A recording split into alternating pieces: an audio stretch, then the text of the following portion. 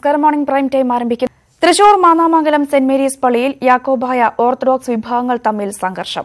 15 പേർക്ക് പരിക്കേറ്റു. ഇന്നലെ രാത്രി 11 മണിയോടെയാണ് സംഘർഷമുണ്ടായത്. പള്ളിക്ക് മുൻപിൽ തടിച്ചുകൂടിയ ഓർത്തഡോക്സ് വിഭാഗക്കാരെയും പള്ളിക്കുള്ളിൽ സംഘടിച്ച യാക്കോബായ വിഭാഗക്കാരെയും രാത്രി 12 മണിയോടെ പോലീസ് നീക്കിയതോടെയാണ് സംഘർഷം അവസാനിച്ചത്. കഴിഞ്ഞ 2 മാസമായി ഓർത്തഡോക്സ് വിഭാഗം പള്ളി പ്രവേശനം ആവശ്യപ്പെട്ട് ഇവിടെ സമരത്തിലായിരുന്നു. ഗേറ്റ് തുറന്ന് അകത്തു കടക്കാൻ ഓർത്തഡോക്സ് വിഭാഗം ശ്രമിച്ചതാണ് സംഘർഷത്തിനു കാരണമെന്ന് യാക്കോബായ വിഭാഗം ആരോപിച്ചു. എന്നാൽ തങ്ങൾക്കു നേരെ യാക്കോബായ വിഭാഗം കല്ലെറിയുകയായിരുന്നു എന്നാണ് ഓർത്തഡോക്സ് വിഭാഗത്തിന്റെ ആരോപണം. സംഘർഷത്തിൽ ഓർത്തഡോക്സ് ഭദ്രസനാധിപൻ മാർ മിലിയത്യോസ് ഉൾപ്പെടെയുള്ളവർക്ക് പരിക്കേറ്റു. ഇവരെ ആശുപത്രിയിലേക്ക് മാറ്റി. യാക്കോബായ വിഭാഗത്തിന്റെ നിയന്ത്രണത്തിലുള്ള പള്ളിയിൽ ഓർത്തഡോക്സ് വിഭാഗത്തിന് കോടതി പ്രവേശനാനുമതി നൽകിയിരുന്നു.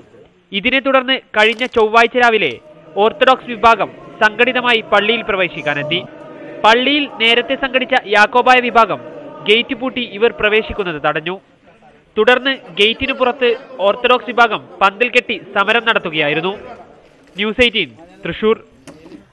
വിവരങ്ങളുമായി സുവി വിശ്വനാഥ് ചേരുന്നു. സുവി, നിലവിലെ ഒരു സാഹചര്യം എങ്ങനെയാണ്? ഏതെങ്കിലും തരത്തിലുള്ള സംഘർഷ സാധ്യത ഇപ്പോഴും നിലനിൽക്കുന്നുണ്ടോ?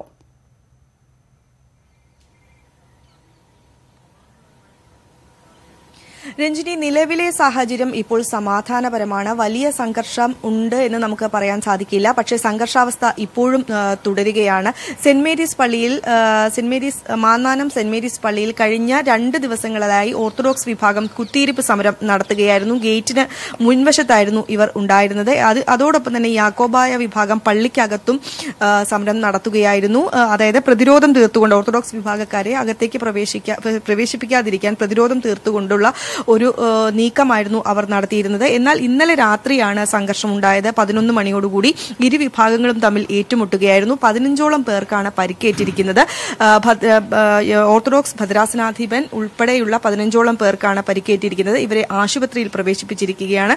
ഒപ്പം തന്നെ 30ഓളം പേരെ ഇപ്പോൾ പോലീസ് ഇന്നലെ രാത്രി തന്നെ ഓർത്തഡോക്സ് വിഭാഗത്തിലുള്ള 30ഓളം പേരെ ഇന്നലെ പോലീസ് അറസ്റ്റ് ചെയ്തിരുന്നു. 11 വൈദികർ ഉൾപ്പെടെയുള്ളവരാണ് അറസ്റ്റിലായിരിക്കുന്നത്. ഇപ്പോൾ നിലവിൽ സ്ഥിതിഗതികൾ ശാന്തമാണ്. പക്ഷേ യാക്കോബായ വിഭാഗം ഇപ്പോഴും പള്ളിക്കകത്ത് തുടരുകയാണ്. വലിയ പോലീസ് ബന്ദോബസ്തും സുരക്ഷയുമാണ് ഈ പള്ളിക്ക് സമീപത്തായി ഒരുക്കിയിരിക്കുന്നത്. ഏതാണ്ട് 100ഓളം പോലീസുകാരെ ഇവിടെ വിന്യസിച്ചിട്ടുണ്ട്. പള്ളിയുടെ ഇരുവശങ്ങളിലുമായി വിന്യസിച്ചിട്ടുണ്ട്. പള്ളിക്കകത്ത് കയറി യാക്കോബായ വിഭാഗത്തിലുള്ളവരെ അറസ്റ്റ് ചെയ്യാനുള്ള നീക്കമൊന്നും പോലീസിന്റെ ഭാഗത്തു നിന്നില്ല. എന്നാൽ പുറത്തേക്ക് ഇറങ്ങി വരുന്ന യാക്കോബായ വിഭാഗത്തിലുള്ളവരെ പോലീസ് അറസ്റ്റ് ചെയ്ത് ഇവിടെ വെച്ചിരിക്കുന്ന വണ്ടിയിൽ കയറ്റിയിട്ടുണ്ട്.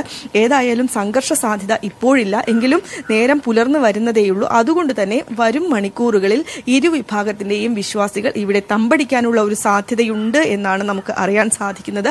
അതുകൊണ്ട് തന്നെ അത്തരത്തിൽ ഒരു കാര്യങ്ങൾ കൈവിട്ടു പോകാതിരിക്കാനുള്ള തരത്തിലുള്ള സുരക്ഷയാണ് പോലീസ് ഇവിടെ ഒരുക്കിയിരിക്കുന്നത്. രഞ്ജിനി, വിശദാംശങ്ങളാണ് സുവി വിശ്വനാഥ് നൽകിയത്.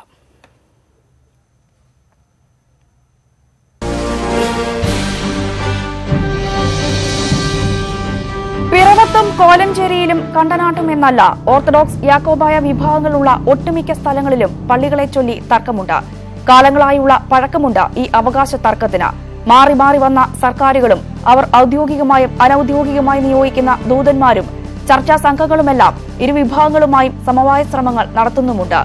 ആരാധനയ്ക്ക് സ്വാതന്ത്ര്യം നൽകി കോടതി വിധികളുമുണ്ട്.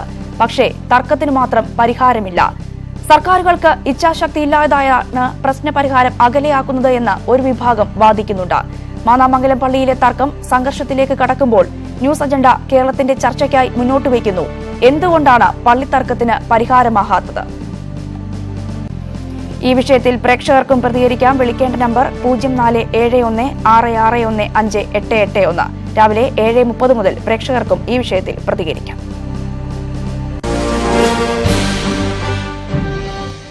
സിറോ മലബാർ സഭ സിനഡിന് ഇന്ന് സമാപനം. 11 ദിവസം നീണ്ടുനിന്ന സിനഡ് സഭയും സമൂഹവുമായി ബന്ധപ്പെട്ട വിവിധ വിഷയങ്ങളാണ് ചർച്ച ചെയ്തത്.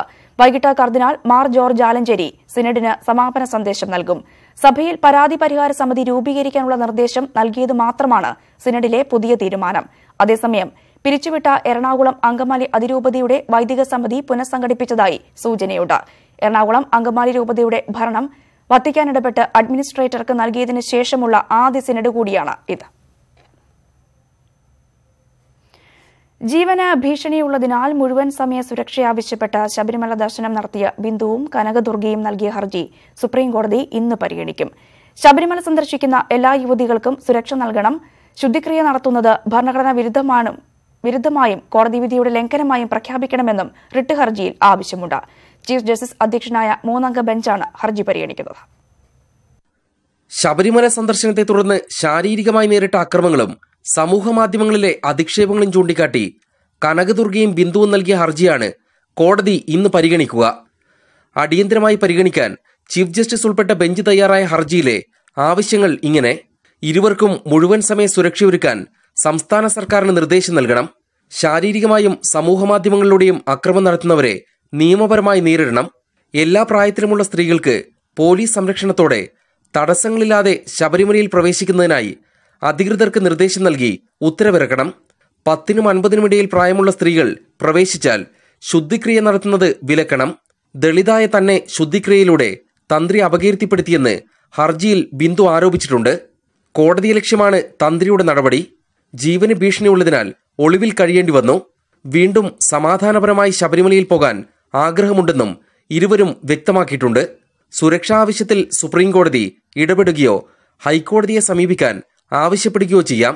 മറ്റാവശ്യങ്ങൾ ശബരിമല പുനഃപരിശോധനാ ഹർജികൾക്കൊപ്പം ഭരണഘടനാ ബെഞ്ചിന്റെ പരിഗണനയ്ക്ക് കോടതി വിടുമോ എന്നാണ് അറിയേണ്ടത്. ന്യൂസ് 18 ഡൽഹി.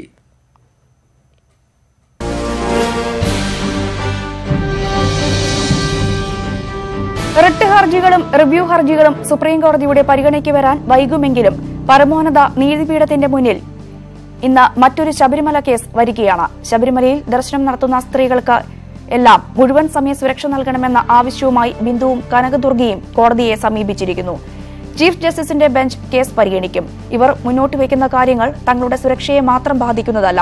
വിവാദത്തിന് വഴിവെച്ച സ്ത്രീ പ്രവേശന വിധി എങ്ങനെ നടപ്പാക്കണമെന്ന കോടതി വ്യക്തത വരുത്തണമെന്ന ആവശ്യമാണ് ഇവരുടെ ഹർജി പറയാതെ പറഞ്ഞുവെക്കുന്നത്. ഇനി അറിയേണ്ടത് കോടതി ഇക്കാര്യത്തിൽ എന്ത് തീർപ്പാക്കുമെന്നാണ്. ന്യൂസ് അജണ്ട പരിശോധിക്കുന്നു. സുരക്ഷാ ആവശ്യത്തിൽ സുപ്രീംകോടതി എന്ത് തീരുമാനിക്കും? ജസ്റ്റിസുമാരായ ദിനേശ് മഹേശ്വരി, സഞ്ജീവ് ഖന്ന എന്നിവർ സുപ്രീംകോടതി ജഡ്ജിമാരായി ഇന്ന് സത്യപ്രതിജ്ഞ ചെയ്ത് അധികാരമേൽക്കും. 10:30 ചീഫ് ജസ്റ്റിസ് കോടതിയിലാണ് സത്യപ്രതിജ്ഞ. ജസ്റ്റിസ് ദിനേശ് മഹേശ്വരി കർണാടക ഹൈക്കോടതി ചീഫ് ജസ്റ്റിസും ജസ്റ്റിസ് സഞ്ജീവ് ഖന്ന ഡൽഹി ഹൈക്കോടതി ജഡ്ജിയുമായിരുന്നു. ഡൽഹി, രാജസ്ഥാൻ ഹൈക്കോടതി ചീഫ് ജസ്റ്റിസുമാരെ സുപ്രീംകോടതിയിലേക്ക് ഉയർത്താനുള്ള മുൻ ശുപാർശ മാറ്റിയാണ് ഇരുവരുടെയും പേരുകൾ കൊളീജിയം നിർദ്ദേശിച്ചത്. കൊളീജിയം നടപടിക്കെതിരെ ജഡ്ജിമാർ ഉൾപ്പെടെയുള്ളവർ പ്രതിഷേധം അറിയിച്ചിരുന്നു. ഇടുക്കി നടുപ്പാറ എസ്റ്റേറ്റിലെ ഇരട്ട കൊലപാതക കേസിൽ ഒളിവിലായിരുന്ന പ്രതി ബോബിൻ പോലീസ് പിടിയിലായി. തമിഴ്നാട് മധുരയിൽ നിന്നാണ് പോലീസ് ബോബിനെ പിടികൂടിയത്. കഴിഞ്ഞ ദിവസം ഇയാൾക്കായി പോലീസ് ലുക്കൌട്ട് നോട്ടീസ് പുറപ്പെടുവിച്ചിരുന്നു. എസ്റ്റേറ്റ് ഉടമയെ കൊല്ലാൻ ഉപയോഗിച്ചത് എന്ന് കരുതുന്ന തോക്ക് പോലീസ് കണ്ടെടുത്തിയിരുന്നു. കഴിഞ്ഞ ഞായറാഴ്ചയാണ് നടുപ്പാറ എസ്റ്റേറ്റ് ഉടമ ജേക്കബ് വർഗീസും തൊഴിലാളി മുത്തയ്യയും എസ്റ്റേറ്റിനുള്ളിൽ മരിച്ച നിലയിൽ കണ്ടെത്തിയത്. കടത്ത് ന്യൂസിലാൻഡിലേക്ക്.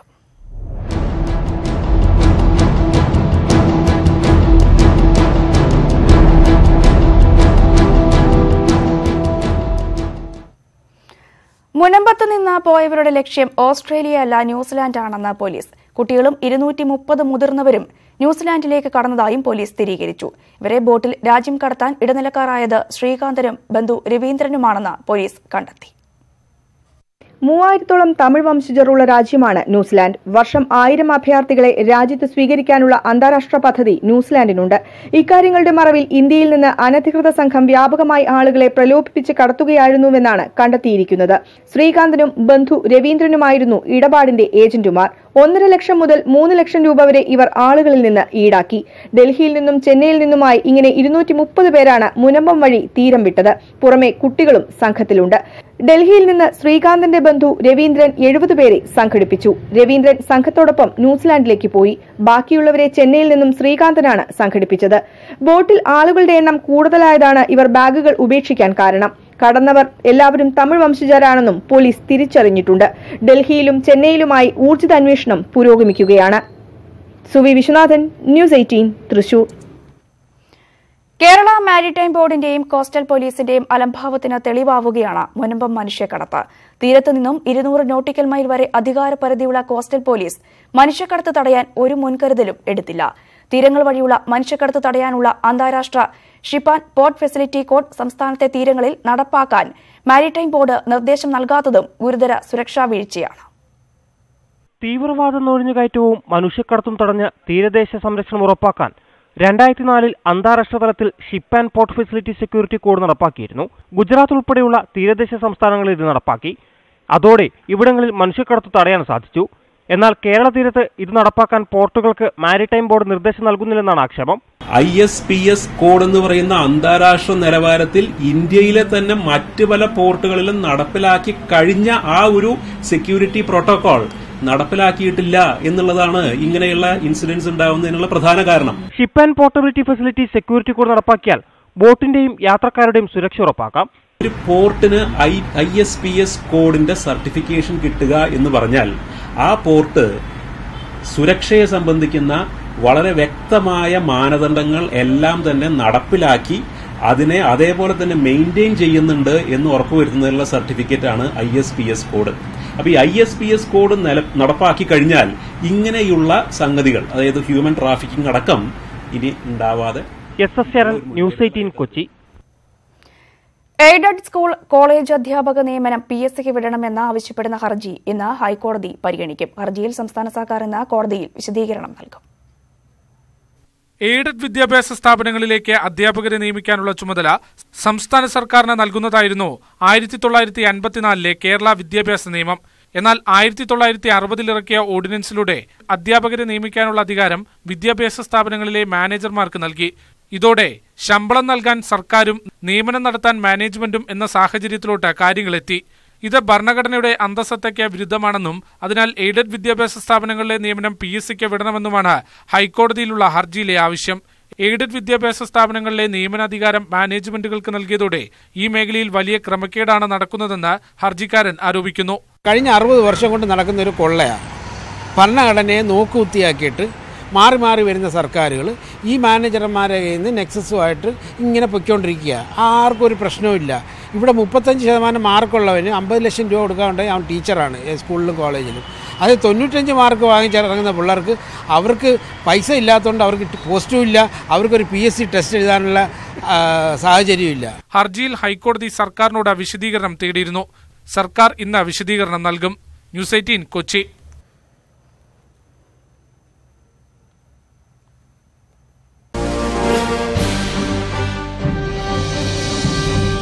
അധ്യാപക വിദ്യാർത്ഥി അനുപാതവും അധ്യാപക ബാങ്കുമെല്ലാം സർക്കാർ വിദ്യാലയങ്ങളുടെ കാര്യത്തിൽ കഴിഞ്ഞ കുറച്ചുകാലമായി സജീവ ചർച്ചയാണ്. സർക്കാർ മേഖലയിൽ എന്ത് സംഭവിച്ചാലും എയ്ഡഡ് സ്കൂളുകളെ ബാധിക്കില്ല. മാനേജ്മെന്റുകളാണ് പരമാധികാരികൾ. ഈ സാഹചര്യത്തിലാണ് എയ്ഡഡ് മാനേജ്മെന്റുകളുടെ അധികാരം ചുരുക്കുന്ന വിധത്തിൽ നടപടിയുണ്ടാകണമെന്ന ആവശ്യവുമായി ഇന്ന് ഹർജി ഹൈക്കോടതിയിൽ എത്തുന്നത്. മാനേജ്മെന്റുകളെ സംബന്ധിച്ച് അതിപ്രധാനമായ കാര്യത്തിലേക്ക് കൈകടത്തുന്നതാണ് ഹർജിയിലെ ആവശ്യം. എയ്ഡഡ് സ്ഥാപനങ്ങളിലെ എയ്ഡഡ് നിയമനങ്ങളിൽ ഹൈക്കോടതി ഇടപെടുമോ?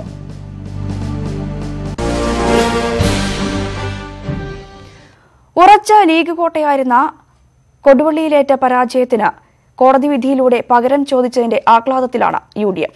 സുപ്രീം കോടതിയിലും വിധി അനുകൂലമാകുമെന്ന പ്രതീക്ഷ മുസ്ലിം ലീഗിനുണ്ട്. കോടതി നടപടി ലോക്സഭാ തെരഞ്ഞെടുപ്പിനെ എങ്ങനെ ബാധിക്കുമെന്ന ആശങ്കയിലാണ് LDF. കൊടുവള്ളി മണ്ഡലത്തിൽ മുസ്ലിം ലീഗിന്റെ മധുരപ്രതികാരമാണ് കാരാട്ട് റസാഖിന്റെ തെരഞ്ഞെടുപ്പ് വിജയം റദ്ദാക്കിയ കേരള ഹൈക്കോടതിയുടെ നടപടി. ലീഗ് ശക്തി കേന്ദ്രമായിരുന്ന കൊടുവള്ളിയിൽ പാർട്ടി വിട്ടുവന്ന കാരാട്ട് റസാഖിനെ സ്ഥാനാർത്ഥിയാക്കി മണ്ഡലം പിടിച്ച CPMന് തിരിച്ചടി നൽകാനായതിന്റെ ആഹ്ലാദം UDF ക്യാമ്പിലുണ്ട്.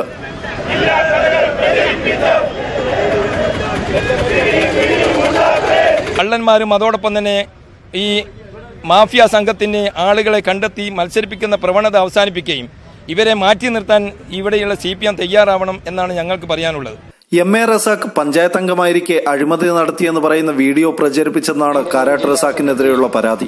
പരാതിയെ സാധൂകരിക്കുന്ന തെളിവുകൾ UDF കോടതിയിൽ ഹാജരാക്കി. തട്ടിപ്പ് നടത്തി ആളുകളുടെ പോക്കറ്റിൽ കൈയിട്ട് വാരുന്ന ആളുകളെ ഈ നാട്ടിലെ ജനങ്ങൾക്ക് ജനപ്രതിനിധിയായി കിട്ടിയിട്ട് ഒരു ഗുണവും ഉണ്ടാവില്ല. അത് മാത്രമല്ല ഓരോ സാമ്രാജ്യത്വം വർദ്ധിപ്പിക്കാനാണ് നാടിനൊരു ഗുണവും ഉണ്ടാവില്ല. KM ഷാജിക്ക് പിന്നാലെ MLA സ്ഥാനം നിലനിർത്താൻ ഇനി റസാഖിനും നിയമപോരാട്ടം നടത്തണം. ലീഗിനെതിരായി ശക്തമായി വിമർശനം ഉന്നയിച്ച് ഇടതുപക്ഷ ജനാധിപത്യ മുന്നണിയോടൊപ്പം നിന്ന് മത്സരിക്കാൻ തയ്യാറായ ഒരാൾ ജയിച്ചു എന്നുള്ളത് ഇപ്പോഴും മുസ്ലിം ലീഗിനത് ഉൾക്കൊള്ളാൻ കഴിയുന്നില്ല. ആ യാഥാർത്ഥ്യം അംഗീകരിക്കാൻ അവർക്ക് കഴിയുന്നില്ല. അത്തരമൊരു മാനസികാവസ്ഥയാണ് അവർക്കുള്ളത്. എല്ലാ പിന്തുണയും പ്രഖ്യാപിക്കുമ്പോഴും സുപ്രീം കോടതിയിൽ നിന്ന് തിരിച്ചടിയുണ്ടാവുമോ എന്ന ഭയം CPM-നുണ്ട്. 2 തവണ കൈവിട്ട കോഴിക്കോട് മണ്ഡലം തിരിച്ചുപിടിക്കാൻ LDF-ന് കൊടുവള്ളി മണ്ഡലത്തിലെ വോട്ടും നിർണായകമാണ്.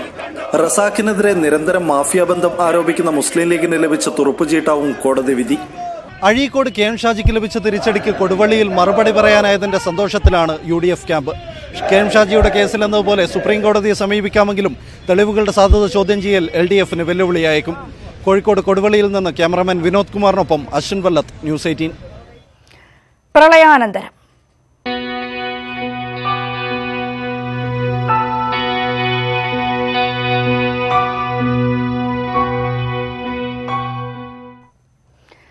പ്രളയത്തെ ഒറ്റക്കെട്ടായി നേരിട്ടുവെങ്കിലും പുനരധിവാസ കാര്യത്തിൽ കരകയറാതെ കേരളം. വീട് പൂർണ്ണമായി തകർന്നില്ല എന്ന ഒറ്റ കാരണത്താൽ സർക്കാർ ധനസഹായം ലഭിക്കാതെ ബുദ്ധിമുട്ടുകയാണ് തൃശൂർ ആറാട്ടുപുഴയിലെ ഹൃദ്രോഗിയായ വീട്ടമ്മ. ഞാനൊരു വയ്യാത്താളാണ്. എൻ്റെ മോൻ്റെ ഒരു വരുമാനം കൊണ്ടാണ് ഞാൻ നിൽക്കുന്നത്, ജീവിച്ചു പോകുന്നത്. അതും അവൻ്റെ ജോലി കുറേ സാധനങ്ങൾ നഷ്ടപ്പെട്ടു പോയതും എല്ലാം കൊണ്ട് ഇപ്പോഴും ഞങ്ങൾ ക്യാമ്പിൽ തന്നെ താമസിക്കുന്നത്. വീണ അതിൽ വീട്ട് അല്ലാണ്ട് ഞങ്ങൾ എന്ത് ചെയ്യാം, 3 എണ്ണം അതിൽ കിടക്കും. പ്രളയത്തിൽ കരുവന്നൂർ പുഴ വഴിമാറി ഒഴുകിയതോടെയാണ് രമയ്ക്ക് കിടപ്പാടം നഷ്ടമായത്. തുടർന്ന് താമസിക്കാനാകാത്ത വിധം മേൽക്കൂരയും ചുമരുകളും തകർന്നു. ബാക്കിയായവ ഏത് നിമിഷവും നിലം പൊത്താം. എന്നാൽ അപേക്ഷ നൽകിയിട്ടും വീട് തകർന്നവരുടെ പട്ടികയിൽ രമയില്ല. വീട് പൂർണ്ണമായി നിലം പൊത്തിയാൽ മാത്രമേ ധനസഹായം നൽകൂവെന്ന് ഉദ്യോഗസ്ഥർ അറിയിച്ചതായി രമ പറയുന്നു. അവസ്ഥ എല്ലാവരും അന്ന് കണ്ടുപോയതാ, സുഖമില്ലാത്ത കാര്യങ്ങളൊക്കെ എല്ലാം സാർമാര് കണ്ടുപോയതാണ്. ഇനി ഞാനും ഇപ്പോഴും ക്യാമ്പിൽ തന്നെ കിടക്കണമെന്ന്. മകന്റെ ഏക വരുമാനത്തിലാണ് ഹൃദ്രോഗിയായ രമയും ഭർത്താവും ജീവിക്കുന്നത്. രോഗിയായ ഭർത്താവിനും ജോലിക്ക് പോകാനാവില്ല. TV മെക്കാനിക്കായ മകന്റെ പണിയായുധങ്ങളും പ്രളയത്തിൽ നഷ്ടപ്പെട്ടു. ആറാട്ടുപുഴയിലെ ദുരിതാശ്വാസ ക്യാമ്പിൽ കഴിയുന്ന രമ ഇനി എന്തു ചെയ്യുമെന്ന ആശങ്കയിലാണ്. അതിജീവനത്തിനുള്ള അവസാനത്തെ വാതിലും അടഞ്ഞ് ജീവിതം തന്നെ ഒരു ചോദ്യചിഹ്നമായി മാറിയിരിക്കുകയാണ് ഈ കുടുംബത്തിന്. അർഹതയുണ്ടായിട്ടും നൂലാമാലകളിൽ കുടുങ്ങി സർക്കാർ സഹായം ലഭിക്കാതെ പോകുന്ന നിരവധി പേരിൽ ഒരാളാണ് രമ. ക്യാമറാമാൻ ഇമാനുവൽ തോമസിനോടൊപ്പം തൃശൂരിൽ നിന്ന് സുവി വിശ്വനാഥൻ, ന്യൂസ് 18. രാഷ്ട്രീയ നാടകങ്ങൾ അരങ്ങ് തകർക്കുന്ന കർണാടകയിൽ ഇന്ന് കോൺഗ്രസ് നിയമസഭാ കക്ഷി യോഗം. എല്ലാ MLA-മാരെയും യോഗത്തിനെത്തിച്ച് BJPക്ക് മറുപടി നൽകാനാണ് കോൺഗ്രസ് തീരുമാനം. സർക്കാരിനെ വീഴ്ത്താനായി BJP വലയിലാക്കിയ ഹോട്ടലിലാക്കി മാറ്റിയ എല്ലാ കോൺഗ്രസ് MLA-മാരും മടങ്ങിയെത്തി. ഇന്നത്തെ യോഗത്തിൽ നിർബന്ധമായും എത്തണമെന്ന് എല്ലാ MLA-മാരോടും കോൺഗ്രസ് ആവശ്യപ്പെട്ടിട്ടുണ്ട്. യോഗത്തിന് എത്താത്തവരെ പാർട്ടിയുടെ പ്രാഥമിക അംഗത്വത്തിൽ നിന്നും പുറത്താക്കുമെന്നും മുന്നറിയിപ്പുണ്ട്.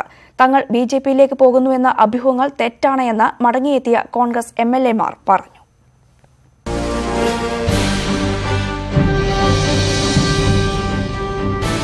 ദക്ഷിണേന്ത്യയിൽ സമീപ ദശകങ്ങളിൽ അസ്ഥിരതയായിരുന്നു കർണാടകയിലെ സർക്കാരുകളുടെ പ്രത്യേകത. കുറുമാറ്റങ്ങളും രാഷ്ട്രീയ നാടകങ്ങളും ഒരുപാട് കണ്ടിട്ടുണ്ട് കന്നഡം. റിസോർട്ടിൽ ഒളിപ്പിക്കലും കുതിരക്കച്ചവടവും ഒക്കെ പതിവ് കാര്യങ്ങൾ. ഇത്തവണ കർണാടകയിലെ തെരഞ്ഞെടുപ്പ് തന്നെ അത്യന്തം നാടകീയമായിരുന്നു. കോടതി കയറിയ ഫലവും അവിശ്വാസ പ്രമേയവുമെല്ലാം. അധികാരമുറപ്പിച്ച HD കുമാരസ്വാമി സർക്കാരിന് 1 വർഷം തികയ്ക്കും മുമ്പാണ് പ്രതിസന്ധി രൂപപ്പെട്ടത്. പരിഹരിച്ചതായി കോൺഗ്രസും ജനതാദളും കണക്കുകൂട്ടുമ്പോൾ ഇന്നത്തെ ദിവസം കർണാടക സർക്കാരിന് നിർണായകമാണ്. ദേശീയ രാഷ്ട്രീയം ഉറ്റുനോക്കുന്ന കാര്യം എല്ലാ MLA-മാരെയും യോഗത്തിനെത്തിക്കാൻ കോൺഗ്രസിന് കഴിയുമോ?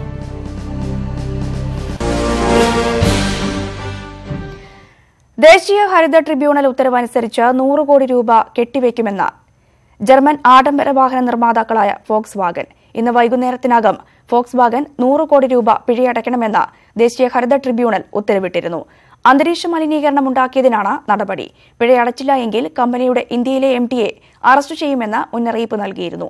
ഡൽഹിയിൽ അന്തരീക്ഷ മലിനീകരണം കൂടാൻ ഫോക്സ് വാഗൻ കാറുകൾ കാരണമായി എന്നാണ് ദേശീയ ഹരിത ട്രിബ്യൂണൽ കണ്ടെത്തിയത്. സാമ്പത്തിക വർഷത്തിന്റെ 3ാം പാദത്തിൽ മുകേഷ് അംബാനിയുടെ ഉടമസ്ഥതയിലുള്ള റിലയൻസ് ഇൻഡസ്ട്രീസിന്റെ ലാഭത്തിൽ വൻ വർധന. മൊത്തം ലാഭത്തിൽ 8.8% വർധനയാണ് രേഖപ്പെടുത്തിയത്. പെട്രോ കെമിക്കൽ, റീഫൈനിംഗ് വ്യവസായങ്ങളുടെ മികച്ച പ്രകടനമാണ് റിലയൻസിന് തുണയായത്. വരുമാനത്തിൽ 56% വർധന സാമ്പത്തിക വർഷത്തിന്റെ 3ാം പാദത്തിലുണ്ടായി. റിലയൻസിന്റെ ടെലികോം വിഭാഗമായ ജിയോയുടെ ലാഭവും വർദ്ധിച്ചിട്ടുണ്ട്. രാജ്യത്തിന് ഓഹരി ഉടമകൾക്കുമായി കൂടുതൽ മെച്ചപ്പെട്ട പ്രകടനം കാഴ്ചവെക്കാൻ റിലയൻസ് ഭാവിയിലും ശ്രമിക്കുമെന്ന് ചെയർമാൻ മുകേഷ് അംബാനി അറിയിച്ചു. മെക്സിക്കൻ മതിൽ വിഷയത്തിൽ അമേരിക്കയിൽ ട്രഷറി സ്തംഭനം തുടരുന്നതിനിടെ ഡെമോക്രാറ്റുകൾക്കെതിരെയുള്ള പ്രസിഡന്റ് ട്രംപിന്റെ എതിർപ്പ് രൂക്ഷമാകുന്നു. ഹൌസ് സ്പീക്കർ നാൻസി പെലോസി ബ്രസൽസിലേക്കും അഫ്ഗാനിസ്ഥാനിലേക്കും നടത്താനിരുന്ന വിദേശയാത്രയ്ക്ക് ഡൊണാൾഡ് ട്രംപ് അനുമതി നിഷേധിച്ചു. വിനോദയാത്രയ്ക്ക് സൈനിക വിമാനം ഉപയോഗിക്കാൻ അനുവദിക്കില്ല എന്നായിരുന്നു ട്രംപ് പെലോസിയെ പരിഹസിച്ചത്. ഈ വിഷയത്തെ ഭരണലക്ഷ്യങ്ങൾ സംബന്ധിച്ച് വാർഷിക പ്രസംഗത്തിനായി പെലോസി ട്രംപിനെ ക്ഷണിച്ചിരുന്നു. നാടിനോടുള്ള അവഗണനയിൽ പ്രതിഷേധിച്ച് ഒരു ദേശം സ്വന്തം പേര് ഉപേക്ഷിക്കുന്നു. കോഴിക്കോട് പുതിയപാലം സ്വദേശികളാണ് നാടിന്റെ പേര് പ്രതിഷേധ സൂചകമായി പൊളിഞ്ഞ പാലം എന്നിടാൻ ഒരുങ്ങുന്നത്. ഈ കാണുന്നതാണ് കോഴിക്കോട് തളിയെയും മാങ്കാവ് ബൈപ്പാസിനെയും ബന്ധിപ്പിക്കുന്ന പുതിയ പാലം. പക്ഷേ പേരിൽ മാത്രമേയുള്ളൂ പുതുമ. 1984 പണിത പാലത്തിന്റെ പല ഭാഗങ്ങളും അടർന്നു വീണു തുടങ്ങി.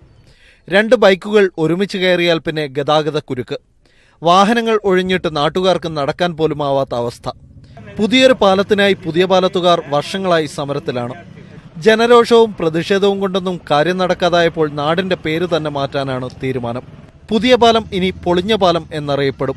ഒരു കൃത്യമായ ഒരു സമയബന്ധിതമായിട്ട് എന്ന് പാലം പൂർത്തിയാണെന്ന് പറയാൻ പറ്റുന്നില്ല. ഞങ്ങൾക്ക് മടുത്തു. അതുകൊണ്ട് ഈ പാലം, ഈ പുതിയ പാലം എന്നുള്ള പേര്, അതാണ് ഇത് ഏറ്റവും വലിയ വിരോധാഭാസമാണ്. പഴയ തകരാറായ ഒരു പാലവും ആ സമയത്ത് പേര് പുതിയ പാലവും. അപ്പോൾ ഈ പുതിയ പാലം എന്നുള്ള ഈ പേര് ഞങ്ങൾക്ക് ഒരു ഭാരമാണ്. ഞങ്ങളെ പരിഹസിക്കുന്ന തുല്യമാണ്, ഞങ്ങൾക്ക് അപഹാസ്യരാണ്. ഈ ഭാരം ഞങ്ങൾക്ക് സഹിക്കാൻ കഴിയുന്നില്ല. അപ്പോൾ ഞങ്ങൾ പ്രതീകാത്മകമായിട്ട് ഈ പുതിയ പാലം എന്നുള്ള പേര് മാറ്റിയിട്ട് പൊളിഞ്ഞ പാലം ആക്കാൻ പോവാ. യാഥാർത്ഥ്യത്തോട് നിൽക്കുന്നതാണല്ലോ. ജനുവരി 25-ന് ഫാസ്കോ ക്ലബിന്റെ ആഭിമുഖ്യത്തിൽ നടത്തുന്ന ചടങ്ങിൽ നടൻ മാമുക്കോയ പേരുമാറ്റം പ്രഖ്യാപിക്കും. എന്നാൽ പുതിയ പാലത്ത് വലിയ പാലം നിർമ്മാണത്തിനുള്ള പ്രവർത്തനങ്ങൾ നടന്നുകൊണ്ടിരിക്കുകയാണെന്നാണ് സ്ഥലം MLA MK മുനീറിന്റെ വിശദീകരണം. കിഫ്ബിയിൽ 60 കോടി രൂപ നിർമ്മാണത്തിന് ലഭിച്ചെന്നും MLA പറയുന്നു. News 18 Kozhikode. Morning prime time ഇനി ന്യൂസ് അജണ്ടയിലേക്ക് കടക്കുന്നു. പിറവത്തും കോലഞ്ചേരിയിലും കണ്ടനാടും എന്നല്ല ഓർത്തഡോക്സ് യാക്കോബായ വിഭാഗങ്ങളുള്ള ഒട്ടുമിക്ക സ്ഥലങ്ങളിലും പള്ളികളെ ചൊല്ലി തർക്കമുണ്ട്. കാലങ്ങളായുള്ള പഴക്കമുണ്ട് ഈ അവകാശ തർക്കത്തിന്. മാറി മാറി വന്ന സർക്കാരുകളും അവർ ഔദ്യോഗികമായും അനൌദ്യോഗികമായി നിയോഗിക്കുന്ന ദൂതന്മാരും ചർച്ചാ സംഘങ്ങളുമെല്ലാം ഇരുവിഭാഗങ്ങളുമായി സമവായ ശ്രമങ്ങൾ നടത്തുന്നുണ്ട്. ആരാധനയ്ക്ക് സ്വാതന്ത്ര്യം നൽകി കോടതി വിധികളുമുണ്ട്. പക്ഷേ തർക്കത്തിനു മാത്രം പരിഹാരമില്ല. സർക്കാരുകൾക്ക് ഇച്ഛാശക്തി ഇല്ലാതായതാണ് പ്രശ്നപരിഹാരം അകലെയാക്കുന്നത് എന്ന് ഒരു വിഭാഗം വാദിക്കുന്നുണ്ട്. മാന്നാമംഗലം പള്ളിയിലെ തർക്കം സംഘർഷത്തിലേക്ക് കടക്കുമ്പോൾ ന്യൂസ് അജണ്ട കേരളത്തിന്റെ ചർച്ചയ്ക്കായി മുന്നോട്ട് വയ്ക്കുന്നു. എന്തുകൊണ്ടാണ് പള്ളിത്തർക്കത്തിന് പരിഹാരമാകാത്തത്? ഈ വിഷയമാണ് ഇന്നത്തെ പൊതുവേദി പരിശോധിക്കുന്നത്.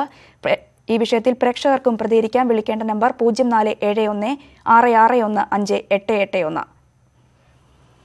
അസമിൽ നിന്ന് ജെയിംസ് എന്ന ഒരു പ്രേക്ഷകനാണ് നമ്മോടൊപ്പം ആദ്യമായി പ്രതികരിക്കാനുള്ളത്.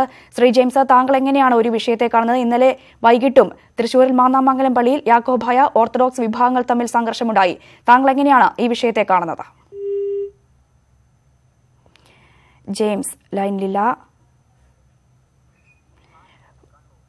കണ്ണൂരിൽ നിന്നും ആഷിൻ എന്നൊരു പ്രേക്ഷകനാണ് നമ്മോടൊപ്പം ചേരുന്നത്. ശ്രീ ആഷിൻ, താങ്കളുടെ ഒരു അഭിപ്രായം എങ്ങനെയാണ്? ഈ വിഷയത്തെ താങ്കൾ എങ്ങനെയാണ് കാണുന്നത്? സുപ്രഭാതം മാഡം.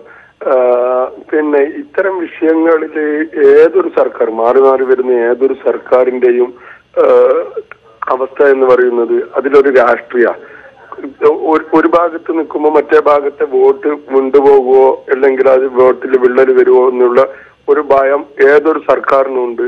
അപ്പൊ ആ ഒരു വിഷയത്തിന്റെ പേരിലാണ് ഇത്തരത്തിലുള്ള വിഷയങ്ങളിൽ ക്രിയാത്മകമായിട്ട് ഇടപെടാനും അത് ചർച്ചയിലൂടെ തീർക്കാനും ഒന്നും പറ്റാത്ത ഒരു സാഹചര്യം നമ്മുടെ കേരളത്തിൽ ഉണ്ടാവുന്നത്. ശരി ഹാഷിം. ഇപ്പോൾ ജെയിംസ് ആസാം വീണ്ടും നമ്മോടൊപ്പം ചെയ്യുന്നുണ്ട്. ശ്രീ ജെയിംസ്, താങ്കൾ എങ്ങനെയാണ് ഈ വിഷയത്തെ കാണുന്നത്? ഇന്നലെ രാത്രിയും ഓർത്തഡോക്സ് യാക്കോബായ വിഭാഗങ്ങൾ തമ്മിൽ തൃശൂരിൽ മാന്നാമംഗലത്ത് സംഘർഷമുണ്ടായി. താങ്കൾ എങ്ങനെയാണ് ഇതിനെ കാണുന്നത്? Okay madam, what I am saying, hello പറഞ്ഞോളൂ madam. What I am saying, episcopal ചർച്ചസിന് സുവിശേഷം കിട്ടിയത്, ഗോസ്പൽ കിട്ടിയത് അന്ത്യോക്യയിൽ നിന്നാണ്. അപ്പം ഈ സുപ്രീം കോർട്ടിന്റെ വെർഡിക്റ്റ് അനുസരിച്ച് ടോട്ടലി അന്ത്യോക്യയിലെ ബാവയെ അവർ അംഗീകരിക്കുകയും പിന്നെ ഇവിടെയുള്ള കേരളത്തിലുള്ളത് തന്നെ നമ്മുടെ ഈ കോട്ടയത്തിന്റെ ഓർത്തഡോക്സിന്റെ ബാവയെ അംഗീകരിക്കുകയും ചെയ്തു. പക്ഷെ ഞാൻ പറഞ്ഞതേ ഉള്ളൂ, ഞാനൊരു ഓർത്തഡോക്സുകാരനാണ്. ഇത് ആരാധനയ്ക്ക് വേണ്ടിയാണോ അതോ സ്വത്തുവയ്ക്ക് വേണ്ടിയാണോ ചെയ്യുന്നത്? എനിക്കൊന്നും മനസ്സിലാവുന്നില്ല. എന്തിനാ പള്ളി പോകുന്ന? കല്യാണത്തിനോ മാമോദിസയ്ക്കോ ഒരു കുഴപ്പമൊന്നുമില്ല, നമുക്കൊന്നുമില്ല. പക്ഷെ ഞാനീ പറയുന്ന ഇതേ ഉള്ളൂ, എന്തുകൊണ്ട് നമ്മളിങ്ങനെ ചെയ്യുന്നു? ഹലോ, കേൾക്കുന്നുണ്ടോ? കേൾക്കുന്നുണ്ട്, പറഞ്ഞോളൂ. ഞാൻ പറഞ്ഞതേ ഉള്ളൂ, കല്യാണത്തിനോ ഈ 3 സഭകൾക്കും ഓർത്തഡോക്സും യാക്കോബയ്ക്കും മർത്തോമയ്ക്കും ഒരു കുഴപ്പമില്ല. ഈ പിന്നെ അപ്പൊ ഈ സംഗതിയൊക്കെ വിശ്വാസത്തിന്റെ പേരിലല്ല, ഇതെല്ലാം സ്വത്തുക്കളുടെ പേരിലല്ല. ഈ സ്വത്തുക്കളൊക്കെ ആർക്കായത്? ശരി ജെയിംസ്, ഇപ്പോൾ ചാത്തന്നൂരിൽ നിന്ന് രാധാകൃഷ്ണൻ എന്നൊരു പ്രേക്ഷകൻ നമ്മോടൊപ്പം ചെയ്യുന്നുണ്ട്. ശ്രീ രാധാകൃഷ്ണൻ, എന്തുകൊണ്ടാണ് ഈ ഒരു പള്ളി തർക്കത്തിന് പരിഹാരമാകാത്തത്? താങ്കൾ എങ്ങനെയാണ് ഈ ഒരു വിഷയത്തെ കാണുന്നത്? പള്ളി തർക്കമാകട്ടെ, നമ്മുടെ ക്ഷേത്രങ്ങളുമായിട്ട് ബന്ധപ്പെട്ട തർക്കങ്ങളാകട്ടെ, ഇതിനെല്ലാം ഉത്തരവാദി നമ്മുടെ കോടതി ഒരു ഉത്തരവ് പുറപ്പെടുവിച്ചു കഴിഞ്ഞാൽ അത് നടപ്പാകുന്നുണ്ടോ എന്ന് നോക്കുവാനുള്ള ധാർമ്മികമായ ഉത്തരവാദിത്വം കോടതിക്കുണ്ട്. കോടതിക്ക് മാത്രമേ അധികാരമുള്ളൂ. സർക്കാർ വോട്ടിന് വേണ്ടി ഏത് ഗവൺമെന്റ് ആയാലും ഏത് രീതിയിലുള്ള ഇടപെടലുകൾ നടത്തിയാലും അല്ലെങ്കിൽ ഏതെങ്കിലും സമുദായത്തെ പ്രീണിപ്പിക്കുകയോ ചെയ്താലും ഒരു പരമാധികാര കോടതി, ഹൈക്കോടതി ആകട്ടെ അല്ലെങ്കിൽ സുപ്രീം കോടതി ആകട്ടെ, അവർ ഒരു ഉത്തരവ് പുറപ്പെടുവിച്ചാൽ അത് നടപ്പാകുന്നുണ്ട്. ഉദാഹരണത്തിന് നമ്മൾ കൊളോണിയൽ കാലത്തെ ജുഡീഷ്യറി സംവിധാനം അല്ല ഇപ്പോഴുള്ളത്. നമ്മൾ ശബരിമല വിഷയത്തിലടക്കം പള്ളി വിഷയത്തിലടക്കം കോടതി, പരമാധികാര കോടതി പുറപ്പെടുവിച്ച ഉത്തരവുകൾ നിലനിൽക്കുകയാണ്. 60ഓളം കേസുകൾ ശബരിമലയിലെ അടക്കം പള്ളിയിലെ അടക്കം പല കേസുകൾ കോടതി മുമ്പിൽ. എന്തിനാണ് ഈ വിധികൾ നടപ്പാകുന്നുണ്ടോ എന്ന് ഈ പരമാധികാര കോടതികൾ ഇത്രയും വെച്ച് നീട്ടുന്നതിനാണ്? ഗവൺമെന്റിനേക്കാള് ഗുരുതരമായിട്ടുള്ള തെറ്റ് ചെയ്യുന്നത് കോടതിയാണെന്ന് പറയേണ്ട കാലം കഴിഞ്ഞിരിക്കുകയാണ്.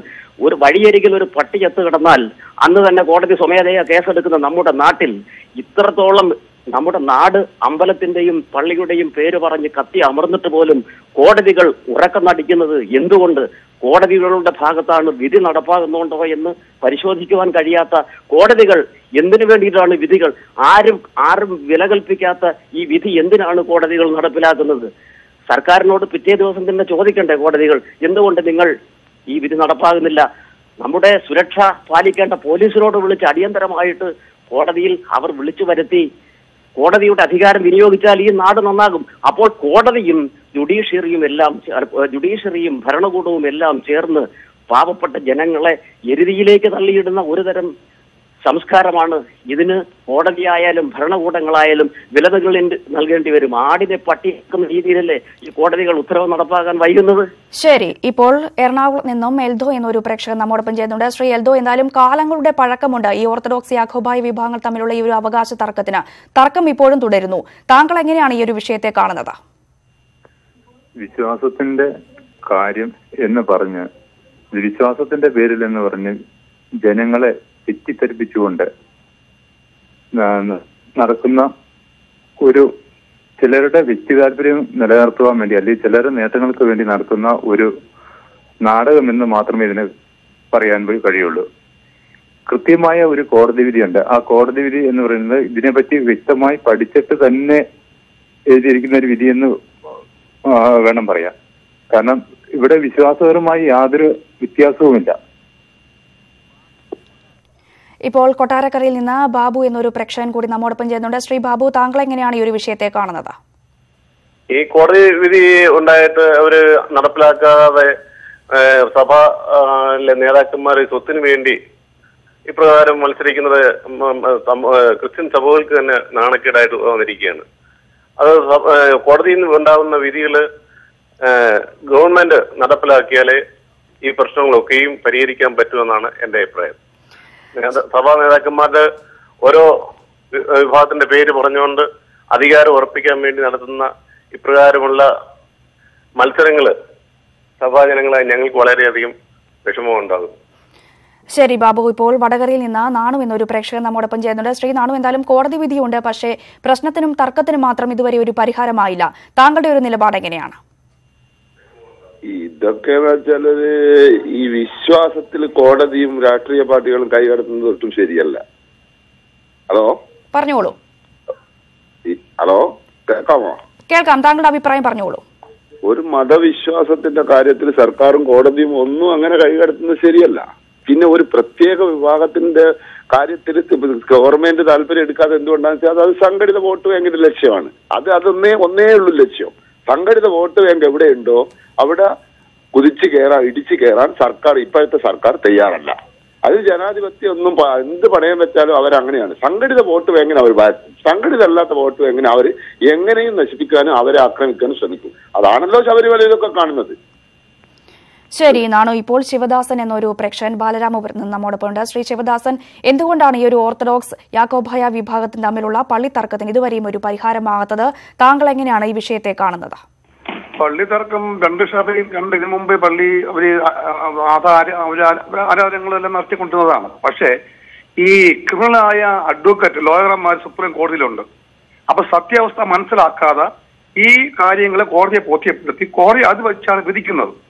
പക്ഷെ അത് അങ്ങനെയുള്ള പൊതുജനങ്ങൾക്കുള്ള ഹോബിലായാലും അമ്പലങ്ങളായിരുന്നാലും കോടതിയിൽ നിന്ന് പ്രത്യേകിച്ച് ആള് വന്ന് അത് അന്വേഷിച്ച ശേഷം മാത്രമേ വിധി പ്രഖ്യാപിക്കാവൂ.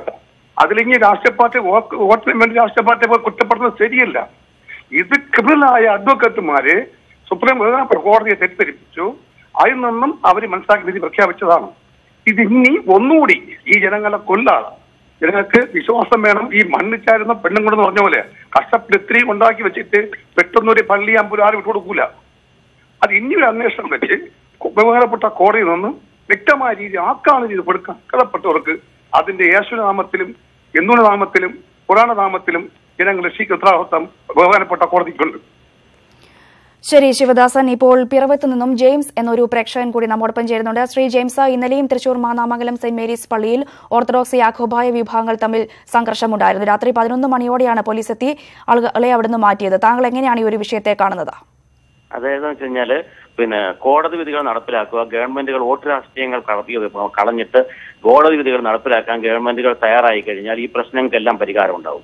അത് സത്യം പറഞ്ഞാൽ ഗവൺമെന്റ് ആണ് അതിൽ ഏറ്റവും കൂടുതൽ ഇടത് രാഷ്ട്രീയങ്ങൾ മൊത്തം കളിക്കുന്നത്. ശരിക്കും പറഞ്ഞു കഴിഞ്ഞാൽ വോട്ട് രാഷ്ട്രീയമാണ് കളിക്കുന്നത്. ആ വോട്ട് രാഷ്ട്രീയങ്ങൾ മാറ്റിവെച്ചിട്ട് സുപ്രീം കോടതി, അതായത് നമ്മുടെ പരമാധികാര കോടതി എന്ത് തീരുമാനിച്ചു അത് നടപ്പിലാക്കാനുള്ളതായ ആർജവം കാണിച്ചു കഴിഞ്ഞാൽ ഈ പ്രശ്നങ്ങൾക്കെല്ലാം പരിഹാരം ഉണ്ടാവും എന്നാണ് എന്റെ അഭിപ്രായം.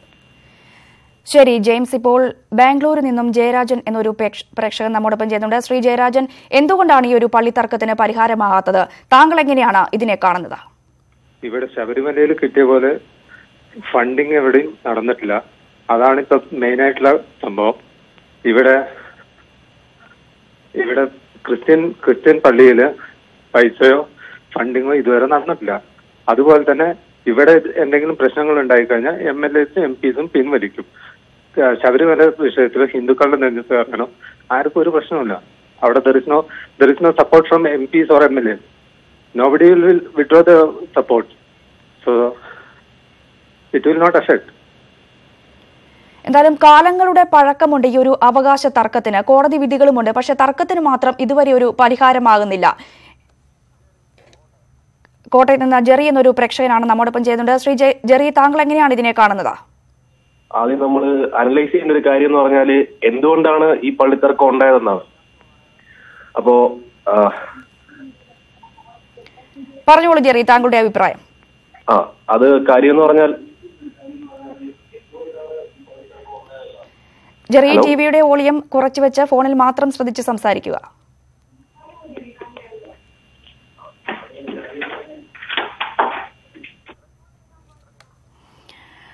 എന്തുകൊണ്ടാണ് ഓർത്തഡോക്സ് യാക്കോബായ വിഭാഗങ്ങൾ തമ്മിലുള്ള പള്ളി തർക്കത്തിന് പരിഹാരമാകാത്തത് എന്ന ചോദ്യമാണ് ന്യൂസ് അജണ്ട മുന്നോട്ട് വെച്ചത്. വിളിച്ച എല്ലാ പ്രേക്ഷകർക്കും വളരെയധികം നന്ദി. ഇടവേളയ്ക്ക് ശേഷം വളരെ വേഗത്തിൽ മടങ്ങി.